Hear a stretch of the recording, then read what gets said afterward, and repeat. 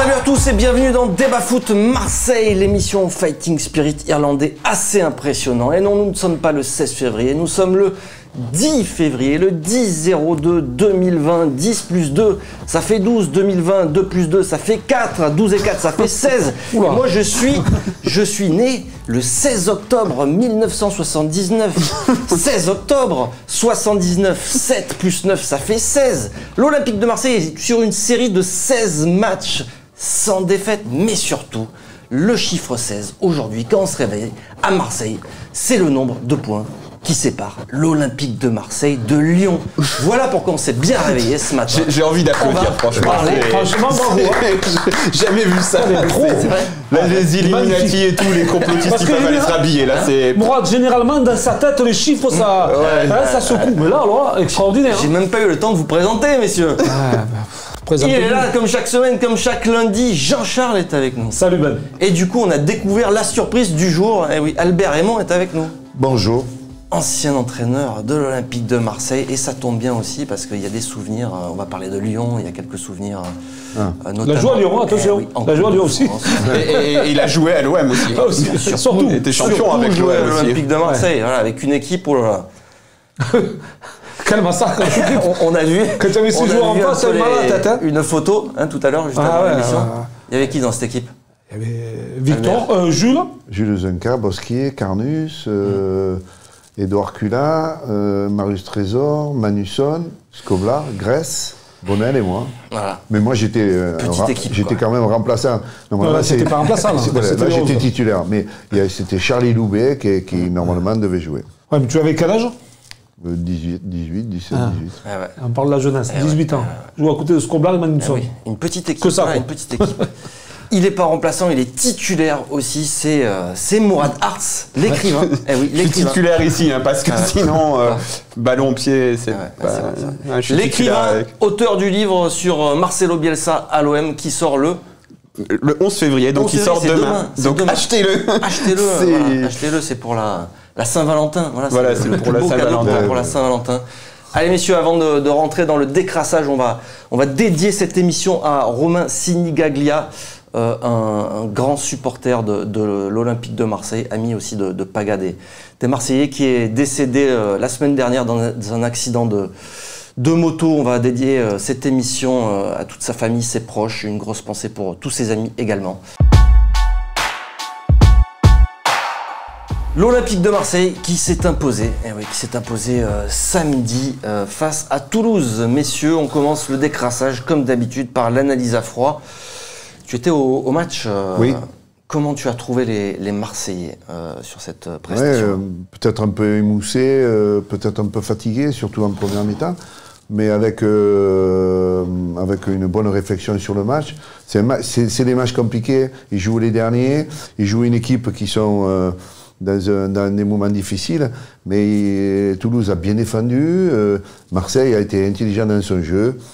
Bon, il se repose sur un joueur aussi qui marque des buts exceptionnels, mais ça fait partie du jeu aussi. Comment tu les as trouvés, toi, Jean-Charles, avec un petit peu de recul? Écoute, j'ai un petit peu le même avis qu'Albert. C'est vrai que cette équipe marseillaise est presque envie de dire fatiguée. Un match de répétition, pas beaucoup d'effectifs. On n'a pas un effectif pléthorique.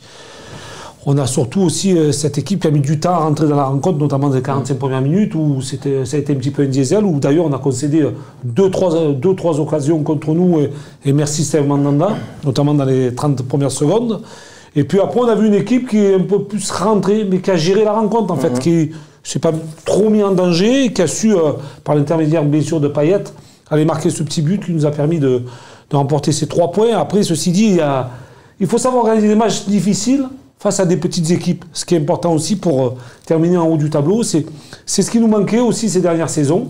C'est-à-dire que contre les petites équipes comme ça, on passait souvent au travers. Ouais. Là, c'est plus le cas. Même en jouant moyennement, l'Olympique de Marseille c'est ramener les 3 points et c'est surtout se créer la bonne occasion quand il le faut, et par l'intermédiaire de Dimitri Payet. J'ai entendu victoire inquiétante dans certains médias. On n'en est pas là quand même, non? C'est bien les victoires inquiétantes, c'est mieux que les défaites. C'est mieux que les défaites encourageantes. L'OM reste sur 16 matchs sans défaite, mais c'est inquiétant quoi. Non mais c'est bon.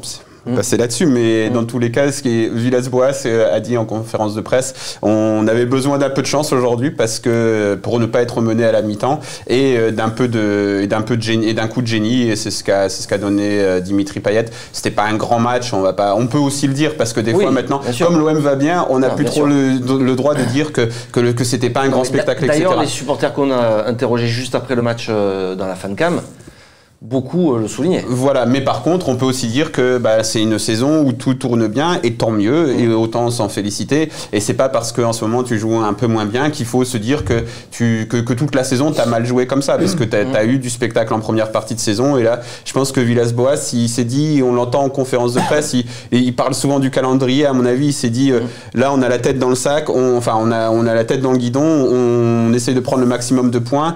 Et donc voilà, c'est pas forcément flamboyant, mais il prend des points. Et on verra après le match de Lille, je pense qu'on pourra être un peu plus sévère sur le jeu. Là, je tolère, moi qui suis un grand amoureux du jeu, je tolère qu'il y ait un peu moins de jeu parce que le calendrier est très difficile. Albert, c'est normal pour toi qu'il soit passé un petit peu en mode gestion, André Villas-Boas, autant sur dans les matchs, on sent qu'il y a peut-être moins ce pressing-là, mais aussi la gestion purement comptable des... Comme on a bien résumé, 16 matchs sans défaite, c'est ça? Ça veut dire qu'à partir du moment où le premier match de ces 16 matchs a commencé, tactiquement c'était un changement aussi, parce que ça passait en 4-3-3, avec 3 milieux de terrain, donc Camara qui est monté d'un cran, je crois, avec Sanson et Rongier. Rongier est rentré vraiment dans l'ère olympienne, dans ce club qui n'est pas facile. Et donc, il a mis un niveau de jeu un peu plus supplémentaire, mais surtout, ils ont une organisation, une tactique qui est vraiment bien adaptée au championnat de France. Et c'est une équipe qui peut éventuellement, peut-être pas contre Paris, mais contre toutes les autres équipes, être très forte, bien défendre, et tant soit peu marquer un but, et en plus, il manque Thauvin quand même. Il marque encore Thauvin. Messieurs, quel est le fait du match selon vous? L'arrêt de Mandanda d'entrée. Je pense que c'est quand même marquant, je veux dire, 30 secondes. D'entrée, on peut peut-être... C'est surtout à la 80e minute qu'il fait un grand arrêt. Aussi, en fait, les arrêts, on va dire les arrêts de Mandanda. Il le dribble super bien. Léa Iseka qui a souvent été critiqué à Marseille. Et je pense que... Parce que moi, enfin, c'est pas un crack, mais j'en profite parce que Léa Iseka, il a été détruit à Marseille parce qu'on a dit c'est le frère de Michy Batshuayi, donc c'est pour ça qu'il est là. Il avait un peu du talent aussi, le petit. Donc sa carrière, elle prend peut-être pas une bonne tournure, mais on voit que c'est pas un joueur en bois complet. Et bon, après, il n'a pas réussi à battre Mandanda, tant mieux pour nous. Mais c'est surtout à la 80e minute où Mandanda, il fait un arrêt de malade mental. Oui, tu as en fin de rencontre, mais aussi en première... Pourquoi je te cite la première minute? Parce que tout simplement, on a senti l'Olympique de Marseille en dedans, fatigué. Est-ce qu'il y avait eu peut-être les ressources? Si tu encaisses ce premier but, Albert, toi qui es entraîneur, peut-être que la tête est différente. Les jambes sont différentes aussi. Ça peut être tout un changement global. Après, certes, c'est vrai qu'en fin de rencontre, c'était... Une nouvelle fois, cet arrêt décisif qui permet à l'OM de remporter ces 3 points. Mais voilà, je pense que ces arrêts-là font la différence sur cette rencontre. Est-ce que c'est pas l'homme de la saison, Parce qu'on parle beaucoup de Dimitri Payet, à juste titre, parce que lui aussi est énorme cette saison. Oui, non, mais c'est certain que n'importe comment, ce garçon, bon, il arrive à un certain âge. Au départ, on ne sait pas s'il doit rester, s'il veut partir, etc., etc. Si on ne veut pas le virer. Et d'un coup, il se retrouve quand même presque titulaire en équipe de France aussi. Il fait de gros matchs avec l'équipe de France. Il n'y a pas de raison qu'il ne fasse pas de gros matchs avec l'Olympique de Marseille. Et surtout que c'est vraiment un garçon qui est travailleur, qui respire vraiment l'esprit marseillais, quoi. Donc, il est là, il est bien présent.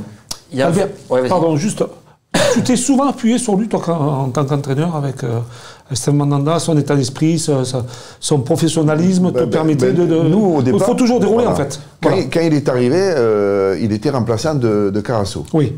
Carasso, malheureusement, se casse le tendon d'Achille. Et d'un coup, il a pris une place très importante. D'abord par sa tenue, etc.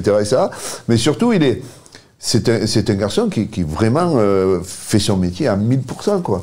Donc il influence quand même beaucoup de choses dans le vestiaire. Il est devenu capitaine, et c'est un très très bon capitaine. Et en plus, c'est pas de l'orgueil, c'est pas de la vanité, mais c'est du professionnalisme, de de continuer à jouer dans un club comme l'OM, avec un âge avancé, et vouloir encore être titulaire en équipe de France, il veut toujours avancer, et c'est ça qui est important.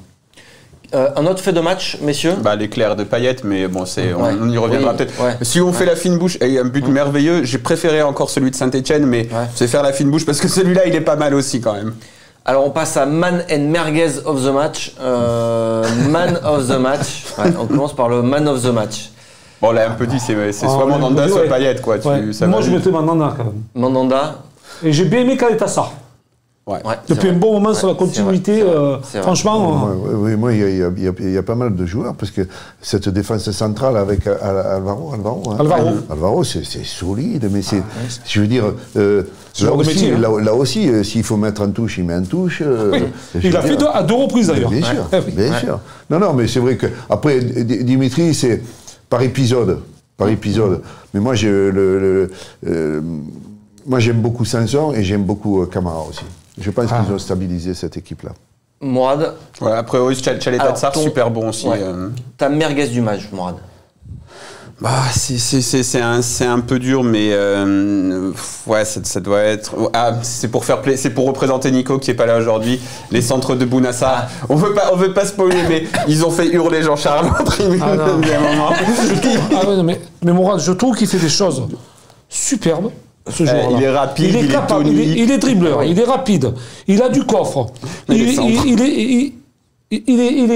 un combattant, mais dans le dernier geste, dans ce dernier centre, putain, ça me rend fou. La statistique, il a tenté 9 centres, il en a réussi 1. Non mais voilà, s'il avait plus d'application, ou peut-être plus de concentration, plus de, je sais pas quoi, Bounassar, ça serait un super joueur. Oui, et pour un entraîneur, c'est un gars exemplaire parce qu'il joue attaquant, il joue milieu, il joue défenseur, il est toujours là.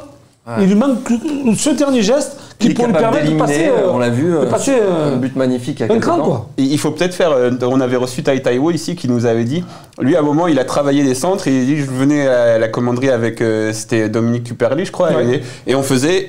Il me mettait les ballons, je centrais ras de terre devant le but. C'est peut-être un petit peu ça, non? Je sais pas ce que tu en penses, Elvin. Peut-être un geste simple qu'il faut qu'il travaille à répétition, Bounassar. Non, mais c'est. Il arrive toujours en position où il va jusqu'au bout de l'action. Complètement. Et donc il se ferme beaucoup d'espace entre les gardiens, entre le gardien et les défenseurs adverses. Donc le ballon il passe difficilement. Mais après, moi je me mets à sa place, c'est très difficile de réussir un centre. Très difficile. Albert, tu as réussi pied droit, pied gauche, tu mettais le corner direct, tu laissais moi tirer. Tu allais à gauche, tu tirais pied gauche, allais à droite, tu tirais pied droit. Non, à un moment donné, je pense que. Bon, je comprends. Est-ce qu'il a été habitué? Est-ce qu'il a été habitué? Parce que je pense qu'il a un âge quand même assez avancé. 26. 27. Je me demande si ce garçon était. Il a été basé directement arrière droit ou milieu droit. Il était droit. 28 ans, Bounassar. 28 ans? Ouais. Non, mais je veux dire, il lui manque ça. Alors après, on ne peut rien lui reprocher d'autre. Parce qu'il a tellement de volonté, il a ses dribbles. D'ailleurs, sur le but de Payet, c'est lui qui récupère, qui rentre dans l'axe, qui remise en retrait pour Payet. Je veux dire, il rentre quasiment dans l'axe du but de Toulouse pour remettre ce ballon en retrait pour Payet qui frappe. Mais il fait encore un effort énorme. Mais après, ce dernier geste, je t'en supplie, tu es un bon joueur. Fais-nous plaisir. Centre un petit peu mieux. Tu as toutes les qualités. Une autre merguez, non? J'ai envie de mettre un petit peu Radonjic.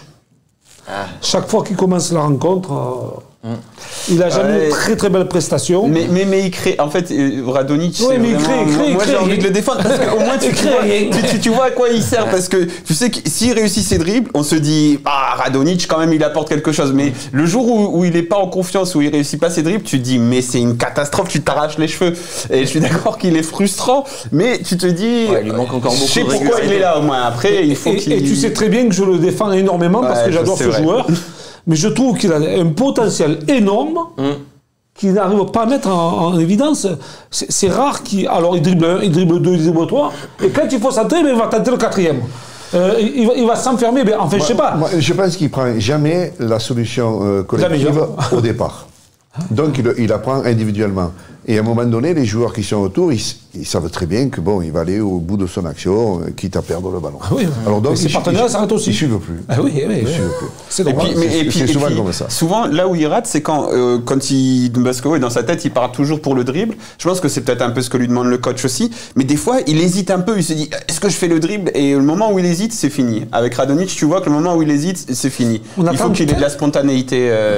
On attend tellement de ce joueur aussi, parce qu'on sait qu'il est pétri de qualité. Il y a du talent. Hein. Ah mais il a énormément de talent. C'est pour ça qu'on est un petit peu déçu, parce que je pense que lui, il pourrait vraiment mais bon, faire petit à petit, mieux. on sent aussi qu'il évolue. Ah non, mais il par évolue. rapport au début de saison, par rapport à la saison dernière aussi. Il faut de la régularité quand même. Voilà, oui, mais à ce niveau-là, tu es obligé d'avoir de la régularité. Tu ne peux pas passer. Souvent titulaire non plus. Cette année, il a quand même été titulaire à quelques reprises. Il commence à être un petit peu, 5-6 fois titulaire, non? Ouais. Un truc comme ça. Allez, messieurs, on va regarder les matchs du week-end. Et on se frotte un peu les mains. Qui vont s'afficher. Ils sont là, voilà. Avec la victoire de Lille à Angers, la victoire de Montpellier face à Saint-Etienne. Nouvelle défaite de Saint-Etienne qui plonge. Rennes, match nul face à Brest. Monaco qui s'est imposé à Amiens. Et donc Paris qui s'est largement imposé contre Lyon à domicile. Et ces fameux 16 points qui séparent. Et puis on donne les résultats, mais c'est important de dire qu'à Lille, Osimhen s'est blessé, sorti sur civière. Donc on ne sait pas exactement s'il pourra être là. Mais beaucoup d'absents. 4 absents. Et pour moi, celui qui a le plus manqué, c'est André. Ah ouais? Ah, dans l'entrejeu bien. Albert l'a eu, il me l'a expliqué tout à l'heure en venant. Et il a eu à Ajaccio. C'est un joueur de club, c'est incroyable. Je veux dire, quand on a un entraîneur qu'on a ça, Albert. Si Galtier l'a fait venir, c'est pas pour rien. Bon, il joue à Rennes, il était titulaire à Rennes, c'est un des patrons de l'effectif rennais. Il est recruté pour aller à Lille, c'est pas pour rien, il a 30 ans. Hein. Ça veut dire que. Ça me rappelle, tu sais qui? René Girard. Exactement. C'est un joueur de club. En fait, c'est un grand joueur de club. La régularité, de la hargne, de la combativité, un meneur d'hommes. Et tout ça, on a besoin dans des clubs de joueurs comme ça, et notamment des relais, on parlait de relais. Quand tu es l'entraîneur, on a besoin d'un joueur comme ça sur le terrain, qui permet de mettre de l'ordre. Agressif. Beaucoup d'agressivité. Et là, il sera suspendu pour ce match-là. La défaite de Lyon, 16 on n'en parle pas, non? On n'en parle même pas. On parlera un petit peu de Lyon tout à l'heure. Ça aussi, c'est au niveau du classement. C'est que maintenant, il y a des grosses différences. Le match nul de Rennes également. L'Olympique de Marseille, on va regarder le classement qui compte désormais 8 points. 8 points d'avance sur la 3e place occupée par Rennes et 9 points sur Lille. Là, il y a quand même un boulevard maintenant. Pour le de Marseille, pour aller chercher cette. Mais c'est ça, parce qu'à Marseille maintenant on est toujours un peu apeuré, on a vu, et à la trêve c'était ce que je vous disais, moi je me dis si on prend 30 points en seconde partie de saison, on va être en Ligue des Champions, et on en a pris, si je dis pas de bêtises, donc 11 pour le moment. Donc t'es déjà bien parti pour ça. Et en plus, parce qu'à chaque fois on se dit oui, non mais il faut faire plus. Si dès qu'on va perdre un match, ça va être la catastrophe. On voit que tout le monde en perd. Mais voilà, c'est ça. Ce qu'on oublie de se dire, c'est que Rennes, ils vont aussi encore devoir jouer Lyon, ils vont encore devoir jouer Paris. Lille, ils nous reçoivent. Après, ils vont aussi au match retour, ils vont aussi devoir jouer Lyon. Ils vont aussi Paris, ça y est, ils les ont joués. Donc les autres équipes aussi vont perdre des points. C'est ça. On va peut-être pas faire un carton plein, et on espère qu'il y aura plus de jeux après Lille. Pardon, Mourad, de te couper. Tu la vois s'écrouler. Tu la vois s'écrouler, toi, cette équipe de l'Olympique de Marseille. C'est parce qu'il faudrait vraiment qu'elle s'écroule pour qu'elle ne termine pas sur le podium. Il peut y avoir une mauvaise passe. Ouais. On l'a eu à un moment donné quand Payet malheureusement a été suspendu. L'équipe, elle peut se retourner parce que là, l'équipe joue mercredi Lyon. À Lyon. Et ils vont à Lille. Lyon, si on voit le match hier, par moment, c'est une équipe quand même qui a vraiment de la qualité. Vraiment de la qualité. Qu'elle ne finit pas ses matchs ou qu'elle commence mal ses matchs, ils n'arrivent pas à gagner chez eux, etc. La logique de Marseille, c'est que marquer un but, c'est très bien, mais surtout pas en prendre. Et s'ils continuent à rester dans cette discipline de jeu, ils finiront certainement second. Là, ça fait quand même 5 matchs que l'OM n'encaisse plus de but. Voilà. C'est ça. Qui ne change pas. Il y a une confiance maintenant dans cette défense. Alors, à savoir que Caleta-Sarr ne sera pas du côté de Lyon mercredi, suspendu. Donc, on va en parler après, ça va faire la compo. Donc voilà, c'est... Allez messieurs, on va donc s'arrêter là pour ce décrassage et on va passer à notre deuxième partie d'émission qui t'est consacrée. En fait, on ne t'a pas prévenu, Albert. Ah d'accord. Désolé, désolé. Je te le dis maintenant. Nous, on n'a pas entraîné l'OM, donc on va se poser quelques questions, voilà, sur la saison de l'Olympique de Marseille. Voilà, rien de bien méchant. C'est tout de suite. C'est comment on appelait ça, Mourad? C'est l'œil démon sur l'OM 2020. Voilà. Bravo. Allez, tout de Bien suite. trouvé. Et oui, on profite de ta présence parce que tu es aussi le dernier entraîneur de l'Olympique de Marseille. Ah, je vois Mourad qui sourit. Attention, C'est statistique lui. en bois, je vous préviens. Attention. À avoir réussi à atteindre à la fois, et à la fois il est important, la seconde place du classement et la finale de la Coupe de France. Ouais. Parce que Deschamps a fait des finales de Coupe de la Ligue. Exact. C'est pour ça qu'il faut être précis. Mais là, Alors, là je m'excuse, mais là, il y a eu avec Franck Passy une finale de Coupe de France, non? Ouais, mais ils ont mal terminé en championnat. Ils ont mal terminé. Ils n'étaient pas seconds. D'accord. Parce que toi, tu as terminé second et tu as fait la finale. Alors, tu gardes quoi comme souvenir? Un bon souvenir de cette saison ou alors il y a ce goût amer avec cette finale? Les souvenirs, quand vous faites une année complète avec l'Olympique de Marseille, c'est des grands souvenirs. Même une saison, ça suffit largement. De finir second, c'était un objectif qui était très important pour le club parce qu'il y avait un effectif de qualité. C'est vrai que Lyon marchait un petit peu sur l'eau comme Paris actuellement. Nous, on avait fait un championnat qui était assez correct. Et par contre, perdre la finale contre Sochaux à Paris, ça a été dramatique. Voilà. Ouais, ça a été dramatique. Ça veut dire que d'un côté, on sauve cette saison avec la deuxième place. Et le côté dramatique, et surtout pour un entraîneur, c'est de perdre la Coupe de France, surtout quand on est entraîneur de l'Olympique de Marseille. Et surtout quand vous dominez la finale en plus. Ouais. Et Taïtaïwo nous disait ici, quand il y a eu le moment des tirs au but, personne ne voulait y aller. Est-ce que mais c'est souvent ça. Je me rappelle, j'ai une anecdote avec Tapi. En 2001, on va jouer au Paris Saint-Germain en Coupe de France, quart de finale. On mène 1-0 tout le match avec il y avait les Espagnols, Alfonso. Non, comment il s'appelait le petit Riera. Riera, c'était à Bordeaux. De la Peña. Non, c'était pas de la Peña. Parce que Riera, c'était à Bordeaux. Oui, j'adorais ce joueur en plus. C'était un petit meneur de jeu là, espagnol. Bon, c'est pas grave, mais c'était un très bon joueur. Donc on arrive au penalty. Et Tapi, il était venu à l'entraînement la veille, on avait tiré les pénaltys, il y en avait 6 qui devaient tirer les pénaltys, vous savez, oui, il y en avait 6, il y en avait un autre. Et on est arrivé au match, et les 5 qui ne voulaient pas tirer. On m'a dit, moi j'y vais pas. Tu fais comment alors? Eh bien, il y en a 5 qui ont tiré, alors c'est Van Buten, il a cassé une lampe. Après ça a été l'autre, Delphine il a tiré à côté, Tugio il n'a pas tiré. Et ça, c'est une catastrophe. Et pour les entraîneurs, c'est dramatique parce que quand le joueur il est au bord de la touche et qu'il vous dit moi je vais pas tirer. Ouais, mais là, c'est bien dans la merde. Là, on parle de super joueurs en plus sur cette finale à Sochaux.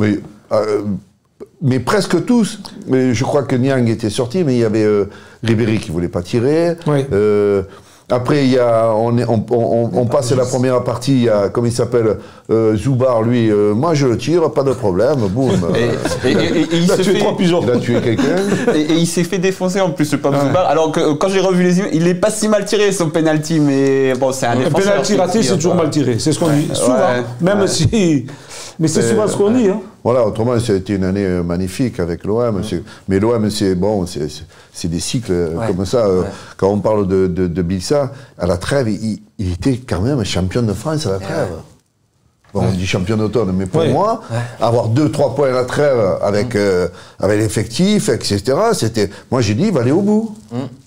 Et c'était ça l'histoire, le moment où il perd le titre de champion, c'est fini. Une petite question, parce qu'il y a beaucoup de supporters marseillais qui se sont dit pourquoi Aimon il n'a pas fait rentrer Pagis? Est-ce que c'est un regret que tu as ça? Bien sûr. Pagis, il est comme il est, c'est un très bon joueur.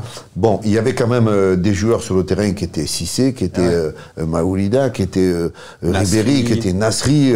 Il y avait un effectif. Et Pagis, ou on le fait rentrer avant-centre, ou on le fait pas rentrer. Donc il fallait faire rentrer Cissé, il fallait faire sortir Cissé. Il fallait sortir Cissé, mais Cissé a tiré le penalty, il a marqué. Ouais, il a bien tiré en plus. Voilà. Il aurait fallu que... Moi, j'ai le regret de Pagis, c'est vrai, pour les penalty, mais j'ai le regret de Renato Sivelli, à 5-6 minutes ou 10 minutes de la fin, avant l'égalisation, de le faire jouer dans l'axe. Mais de le faire jouer dans l'axe, ça aurait été de jouer à 3 défenseurs dans l'axe. Et ça, je ne voulais pas.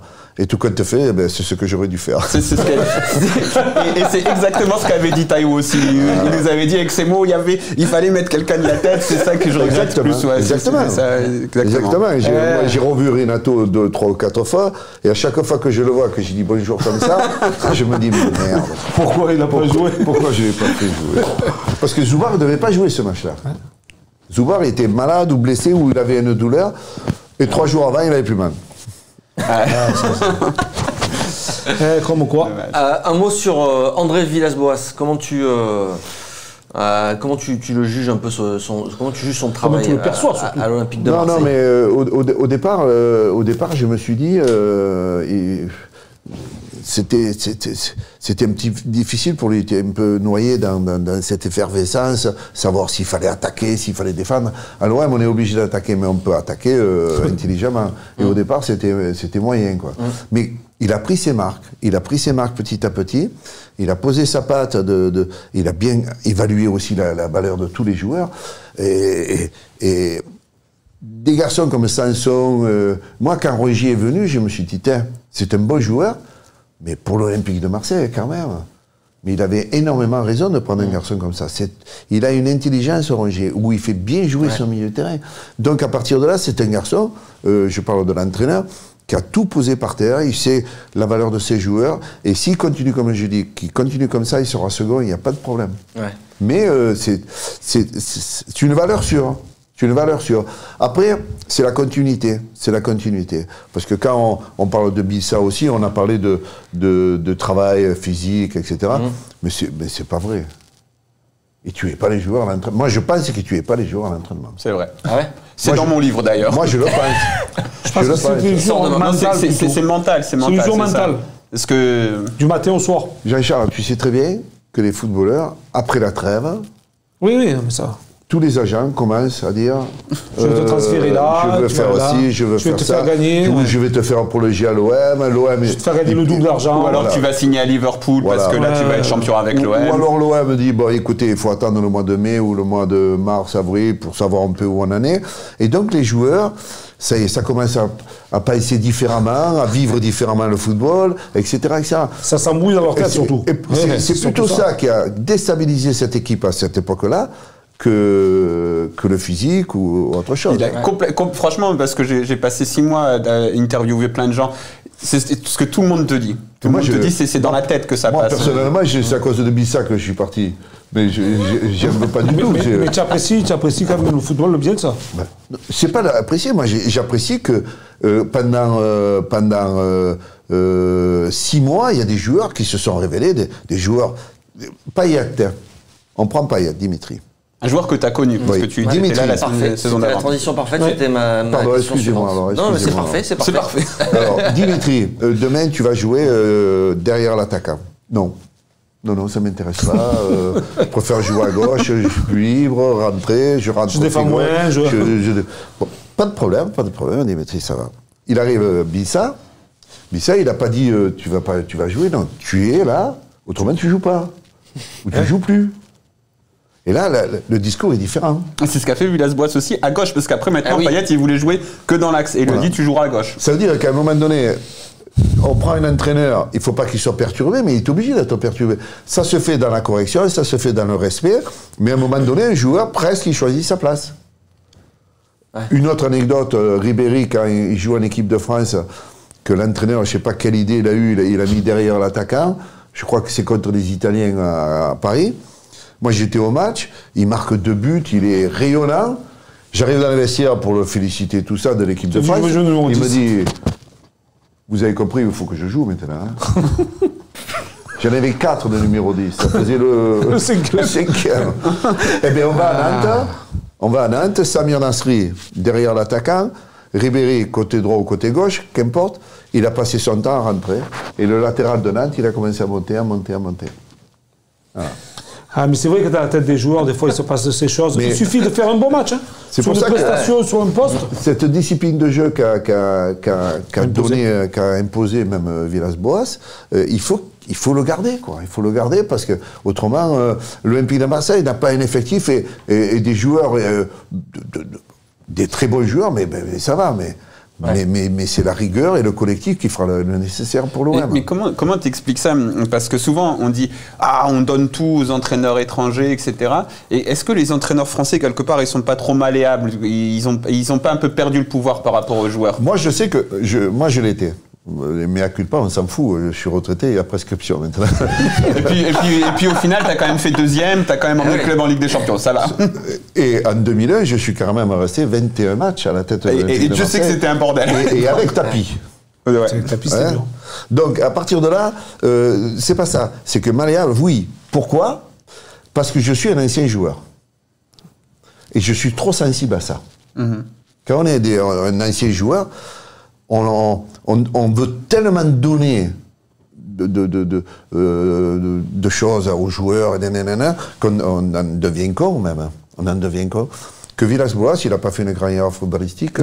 Comme il s'appelle. D'abord tous les Portugais. C'est vrai, les Portugais. Ils n'ont jamais trop joué. Jardim, il travaillait dans une banque. Mourinho, Mourinho, il a fait un match dans sa vie, c'est son père qui l'a fait jouer. Non mais tu as raison, c'est la vérité. En fait, nous, on a encore l'esprit d'anciens joueurs. Ce qu'on nous faisait à nous, on ne voudrait pas le faire aux joueurs. C'est surtout ça, Albert, non? Non, mais ça veut dire qu'on a trop de réflexion. À protéger trop le joueur. Un entraîneur doit être très fort tactiquement, doit être très fort dans la gestion de l'homme, et le reste, c'est les adjoints qui le font, les entraînements, etc., etc. Mais après, quand le match, tu joues à gauche, tu joues pas à droite. Et est-ce que ça, c'est pas aussi, parce que, désolé, donc je casse tout ton truc, mais c'est super intéressant, j'avais jamais pensé à ce côté ancien joueur des entraîneurs français, et justement, dans la formation des entraîneurs français, on sait que c'est très difficile, si on n'a pas été ancien pro, de devenir entraîneur au très haut niveau, parce qu'il y a notamment des épreuves techniques, il y a un certain coût des diplômes. Est-ce que c'est pas une faille, ça, dans le système des entraîneurs français? Pas tellement, parce que on prend l'image de Deschamps. L'image de Deschamps, c'est un joueur que quand il jouait, il était déjà entraîneur. Je ne sais pas si vous connaissez Jean Fernandez. Très bien. Jean Fernandez, il était entraîneur avant de jouer. Il rentrait avec le carnet, lui, avec son short tout à l'heure. C'était même un casse-pied quand on jouait à côté des gens comme ça, qui étaient déjà entraîneurs. Et nous, malheureusement, les joueurs français, et surtout les joueurs à vocation offensive, on a une maîtrise, on maîtrise moins que ces joueurs de milieu de terrain ou ces défenseurs. Ça veut dire que des défenseurs peuvent être des grands entraîneurs, des milieux de terrain peuvent être... Et des attaquants... Alors, Zidane, vous allez me parler toujours de Zidane, mais Zidane, il a quand même les 22 meilleurs joueurs, qui sont certainement les 22 joueurs les meilleurs au monde. C'est pas le même travail qui fait que celui d'être coach de l'OM. Malgré que, éventuellement, il est obligé de poser sa patte, et sa patte, il a bien posé quand même.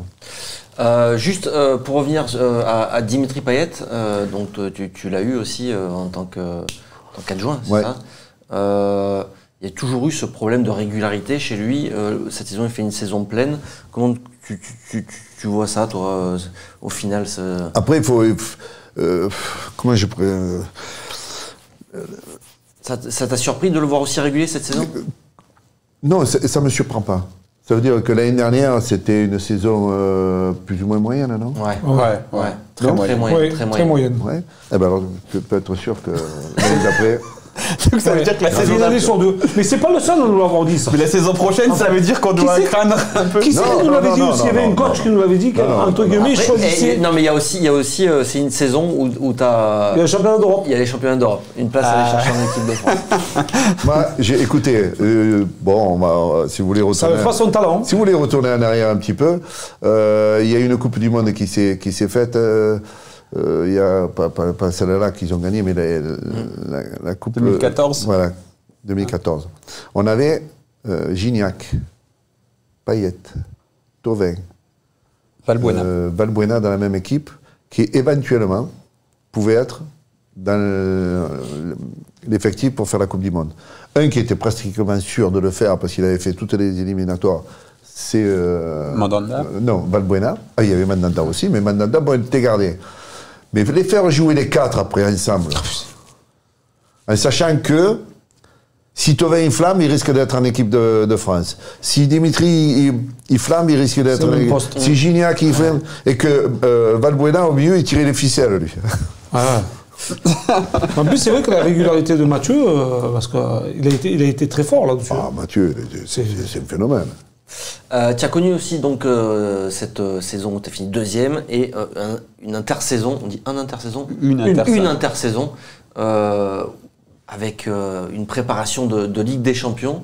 Ça change quelque chose au niveau du recrutement ça facilite aussi la venue de certains joueurs d'avoir dans les discussions dans les discussions, tu vois, d'avoir cette Ligue des Champions. Quoi qu'il en soit, on avait recruté la meilleure recrue plus ou moins après, c'était Chirou, je crois. Vous aviez recruté que des capitaines avec JV aussi, ouais. Et Bonnard qui était capitaine au Mans. Et je me souviens de ces trucs, on avait dit l'OM n'a recruté que des capitaines de Ligue 1. Ouais, mais après, bon... Ça facilite la tâche quand même, quand tu es en Ligue des Champions, je pense Albert, de pouvoir les taper aux portes de certains joueurs et de dire l'année prochaine, tu es dans un effectif où tu vas jouer au meilleur niveau, quoi. Après... Le joueur, si jamais par exemple à cette époque-là, malheureusement on a perdu des joueurs. Alors JV est arrivé, il était déjà limite physiquement. Bonnard, c'était un paradis pour lui de venir à l'Olympique de Marseille. Ça veut dire qu'on n'a pas recruté des joueurs au Real de Madrid, à Barcelone. C'est pas les top des tops, quoi. Voilà, c'est le championnat de France, en fait. Voilà, Chirou, il était bon. Chirou, lui, il montait de gamme, mais bon, Et ça a été une année difficile, malgré que quand Guérès après il a pris ma place, bon ils ont fini second et ça c'est très bien aussi, quoi. Et sur les profils des joueurs, ça veut dire qu'il faut certains profils pour oui, après la Ligue des Champions, ça n'a rien à voir. La Ligue des Champions, pour avoir un suivi en Ligue des Champions, il faut vraiment des joueurs qui ont l'habitude, qui ont cette expérience-là, c'est pas pareil. Parce que là on sait que l'Olympique de Marseille, financièrement, n'aura pas beaucoup de moyens. Pas du tout. Donc aller chercher des joueurs qui ont l'habitude de jouer avec des champions, ça se monnaie aussi. Oui. Tu prendras des joueurs de 35 ans. Après, est-ce que tu vas y aller pour... malheureusement, tu vas y aller pour apprendre, quoi. C'est ça. Non, mais si c'est la réflexion que Dimitri a fait, si c'est pour pas la jouer, il vaut mieux pas y être. Moi, je suis pas tellement d'accord aussi. Non. Moi, je dis que l'Olympique de Marseille doit être en Ligue des Champions, même si, malheureusement, le premier tour, il est difficile parce qu'il tombe sur ci. C'est pas très grave. C'est là où tu parles d'expérience aussi. On a ce souvenir où on fait Fanny avec Eli Bop aussi. Ça, pour l'image où voilà, c'est pas peut-être bon non plus, quoi. Non, mais il y a combien d'années qu'on va... Pardon, il y a combien d'années qu'on va prendre c'est la dernière année, Donc voilà, c'est celle-là. Là, on y retourne, même si 0 points, tu fais 0 points. C'est bien y retourner, moi je suis d'avis d'Albert. Cette année aussi, tu vois. Ouais, mais ils n'ont jamais été. Il va falloir être intelligent. Après, regarde, on a vu cette année, c'est pas l'année où on avait le plus d'argent. Je pense que c'est le meilleur recrutement qu'on a fait ces 3 dernières années. Donc des fois, il vaut mieux être intelligent. Et tu vois, Benoît Chérou, par exemple, si on reprend l'exemple d'Albert, c'est le joueur, tu vois, c'était pas flambant, c'était une valeur sûre de Ligue 1, on savait que c'était un bon joueur et au final, il a fini aux portes de l'équipe de France et c'est le joueur qui a eu le plus... Et Gaël Givet, qui était peut-être celui qui avait l'expérience de l'équipe de France, c'est peut-être le plus gros regret. La grande difficulté, c'est qu'il va pas falloir prendre 3 joueurs, c'est qu'il va falloir en prendre peut-être 5, 6, 7 ou voire 8. Sur le banc, cette saison, il n'y a personne sur le banc de l'Olympique de Marseille. Et tu vas devoir vendre au moins 2-3 joueurs. Après, attention, parce que on perd Thauvin, si on doit perdre Thauvin ou on perd Dimitri, pour les remplacer les deux. Et ouais. Comment tu fais? Mais on va être en difficulté l'an prochain, on le sait de toute manière. Allez, messieurs, on s'arrête là et on va passer à l'avant-match, parce qu'il y a déjà un match, c'est mercredi. Et ça arrive trop tôt même pour certains présidents de club qui comprennent pas pourquoi ça a été programmé mercredi. Allez, certaines personnes qui veulent dormir aussi, on ne dira pas leur nom. Allez, on parle de ce match Lyon-Marseille.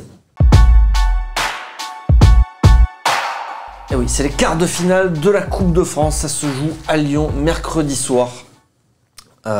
Messieurs, effectivement, qu'est-ce qu'on devait dire déjà moi, je voulais commencer parce que Albert Raymond, il a connu un petit OM Lyon sur le banc en Coupe de France, un match un peu particulier.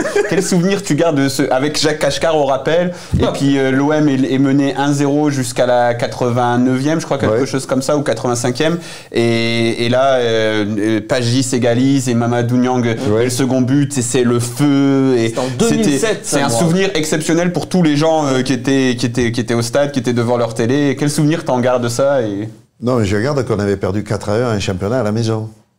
Et qu'il y avait encore Juninho et qu'on dit il faut faire attention aux coups francs. Les coups francs, on les fait sur les côtés, on les fait pas dans l'axe, etc. On a fait des coups francs sur les côtés, mais il a marqué sur les côtés quand même. Mais par contre, on est allé gagner avec Jean Fernandez à Lyon.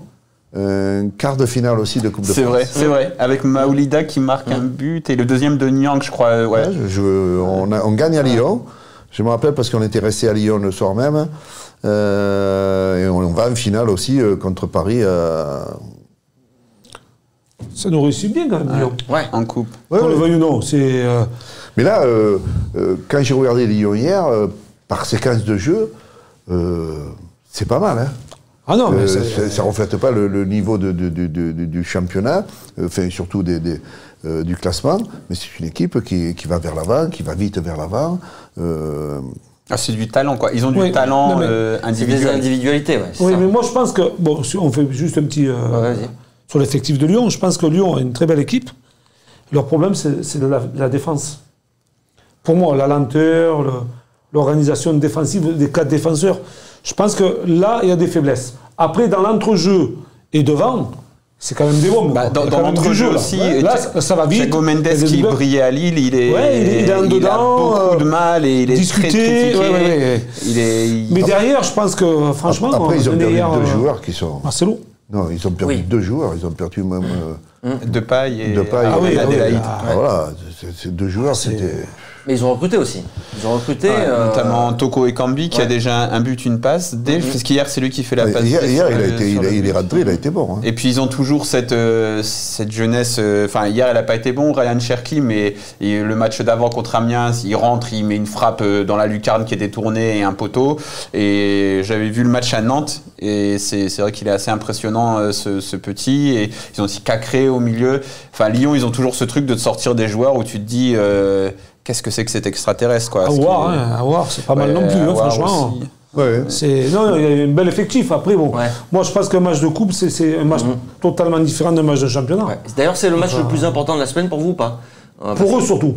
Non, mais pour l'Olympique de Marseille. Nous aussi, mais pour eux, c'est sûr que la pression sera sur Lyon. Ils sont dans une mauvaise passe. Mais pour l'Olympique de Marseille, qui joue Lyon et Lille dans 3 jours. 3 jours après. Tu veux nous faire choisir la qualification ou le championnat, en fait? Je sais pas quel est le match le plus important. Les deux, mais bon, certes, celui de Lille, je pense qu'il est hyper important. Moi, je dis les deux parce que, quoi qu'il en soit... L'un peut te ramener le bonheur sur l'autre. La continuité, il faut qu'elle reste. Ça fera 16, ça fera 17, ça fera 18, ça fera 19. Il faut que ça continue comme ça. Je veux dire, maintenant, il faut aller à Lyon, on va à Lyon et... tu fais le match qu'il faut faire, tu donnes pas d'occasion et après tu vas marquer sur un pénalty à la 89e, tu vas à Lille, c'est pareil, et voilà. Non, mais en tant que supporter, moi franchement je prendrais position et je dirais le match de Lyon en tant que personne qui a envie de vibrer. Là, tu vois, c'est parce que c'est un match de coupe à Lyon, même si c'est vrai, c'est tout à fait vrai ce que disent Jean-Charles et Albert, mais puis aussi parce que tu as ce matelas confortable aussi en championnat. Mais en plus, c'est que tu vois, t'as un matelas confortable en championnat et puis t'as cette fameuse magie de la coupe, c'est-à-dire que c'est un match éliminatoire et si tu ramènes la qualification, en plus c'est face à Rudy Garcia, c'est face à Lyon, c'est face à Jean-Michel Aulas qui, comme toujours, une semaine avant commence à parler parce que c'est sa technique, même s'il raconte un peu des fois des choses un peu insensées, notamment au niveau financier, mais tu vois, il y a une histoire, il y a un truc, je pense que tu peux, c'est un match pour hurler devant ta télé ou pas au stade malheureusement parce que les supporters marseillais sont interdits et ceux qui y vont dans les parcages lyonnais, ne criez pas parce que la dernière fois c'est très mal passé. Mais voilà, en tout cas, c'est un match pour te faire vibrer, pour te faire rêver, quoi. Et ça, c'est magnifique. Bien sûr, mais c'est pour ça les deux sont très importants. Voilà. Moi, les deux, très importants. Il a raison. Moi, pourquoi je dis les deux? Parce que déjà, c'est Lyon. Et si tu te qualifies là-bas, ça te donne de la dynamique pour les jouer à Lille le match d'après. La fatigue se ressentira moins. Parce que quand tu te qualifies, Albert, on le sait, nous, ça tu peux faire une demi-finale. Tu es moins fatigué, tu fais une demi-finale, tu sors Lyon, et puis tu t'en vas avec une sérénité énorme du côté de Lille. Donc voilà l'intérêt de gagner le premier match face à Lyon et après d'aller du côté de Lille avec une grosse sérénité. Est-ce que tu avais joué sur le fait que vous aviez perdu face à Lyon pour les préparer pour le match de coupe? Est-ce que tu avais dit ils sont venus ici, ils nous ont quand même mis une belle raclée? Est-ce que non, on a surtout bien étudié de pouvoir les bloquer, de pouvoir gêner cette équipe parce que c'était vraiment très compliqué et on y est arrivé difficilement. Mais après c'est un peu comme le match de Toulouse.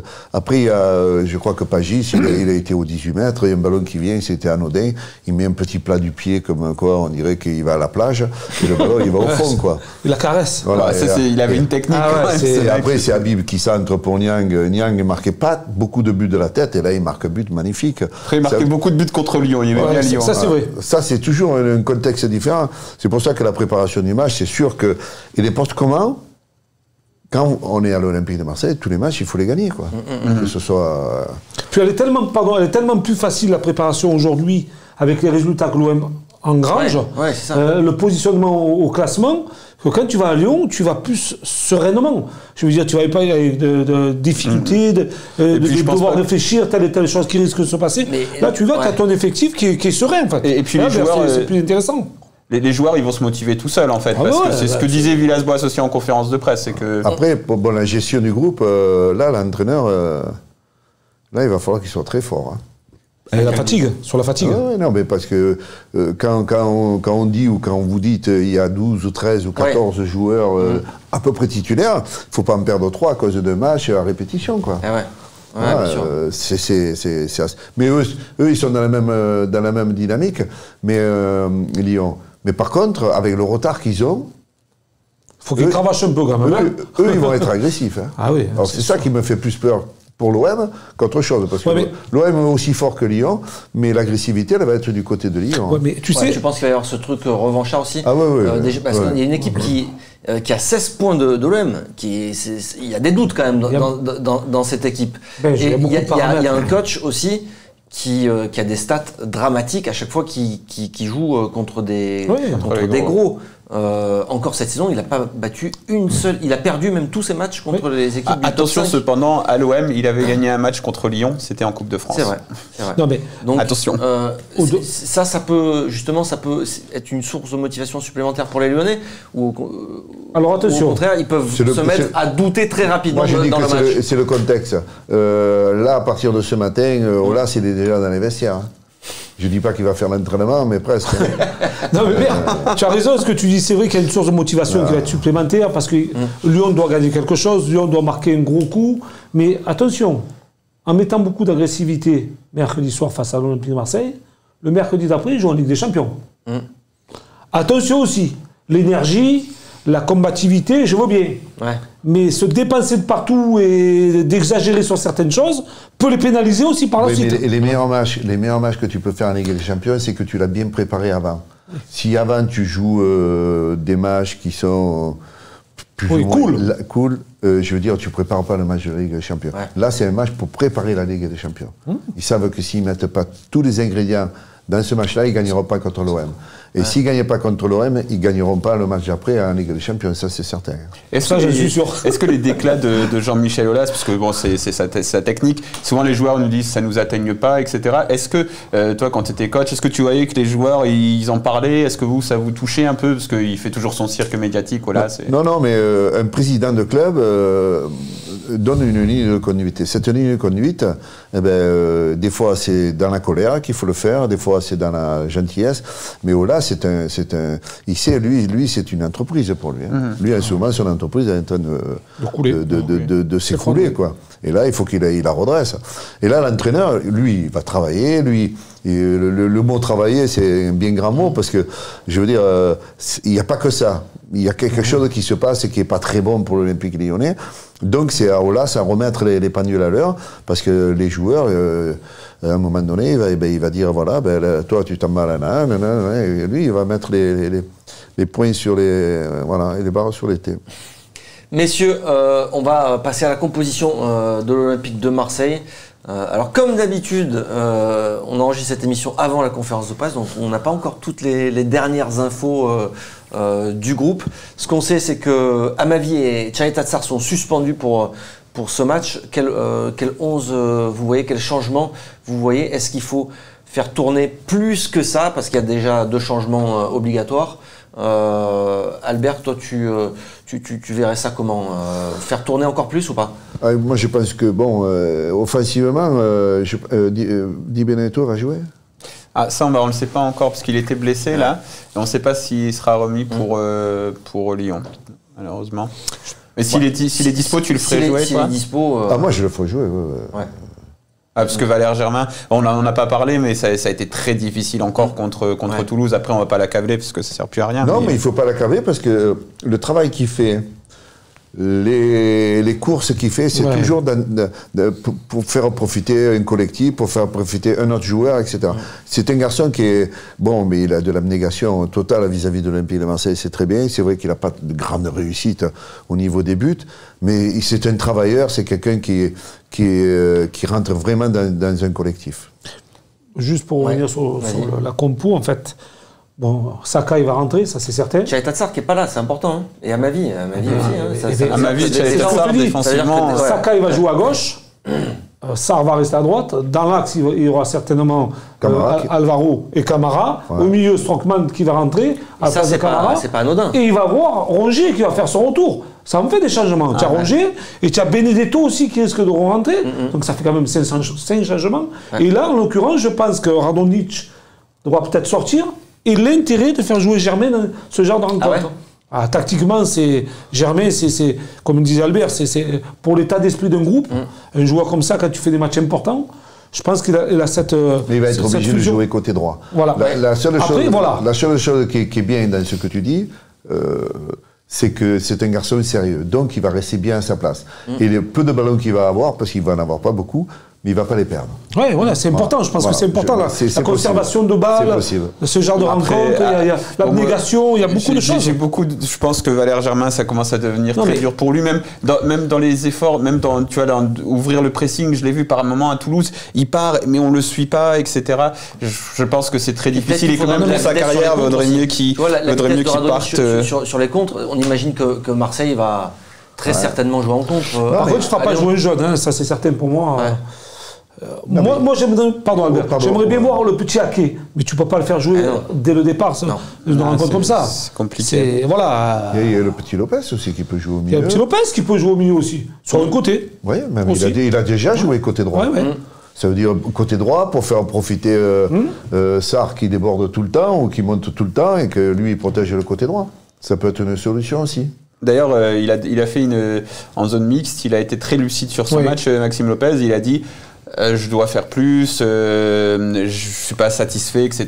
Donc c'est vrai que c'était un petit peu aussi l'opinion qu'on en avait. Donc c'est bien. Après, bon, de toute manière, les joueurs qui parlent, il y a des moments où il vaut mieux qu'ils agissent parce qu'on disait, à ma vie, il arrêtait pas de le dire. Une fois qu'il a arrêté de parler et qu'il s'est mis à travailler, on a vu la différence. Mais il faudra voir aussi avec Strootman parce qu'on en parlait un peu avant l'émission. Strootman, c'est quelqu'un qui est intelligent, tout ça, mais qui a du mal quand ça part, quand il y a beaucoup d'espace à couvrir parce qu'il a peut-être plus le physique.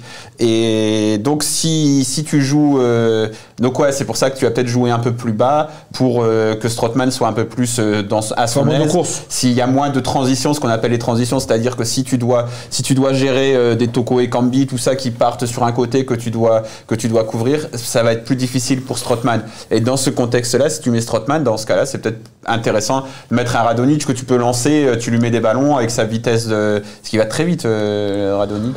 Moi personnellement, si vous voulez avoir mon avis... Ah oui, on veut avoir ton avis. Moi, je ferme tout. C'est vrai. Je ferme tout.